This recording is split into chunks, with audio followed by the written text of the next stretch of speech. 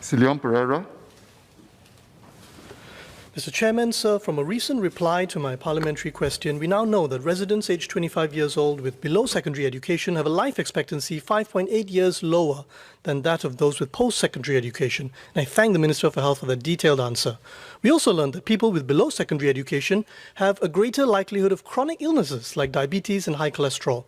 So for many of my lower income constituents, convenient and cheap food options are unhealthy ones, like instant noodles. Research shows poverty often overwhelms one's cognitive ability to make good decisions about health. I thus speak on the urgent need to tackle health inequality. It would seem that the prevalence of conditions like obesity, diabetes, hypertension, and high cholesterol has risen over the years. So I would suggest that there is an urgent need to revamp our preventive healthcare efforts, particularly for poorer Singaporeans. While many efforts have been undertaken, the outcomes seem to be moving in the opposite direction. To achieve better outcomes, we need better measurement. Firstly, could we make public more timely and comprehensive data of chronic diseases by socio-economic group? Other than the response to my recent PQ, from what I understand, the most recent publicly available data on health risks, behaviors, and outcomes by socio-economic class was the 2010 National Health Survey. The National Registry of Diseases already collects data on the incidence of cancer and chronic kidney failure. It is an easy next step to include SES indicators like income and education. We must also study the entire life cycle of chronic diseases. Are low-income groups contracting more diseases, more severe diseases, or even earlier diseases? Secondly, can we make more data public on healthcare outcomes for low-income groups?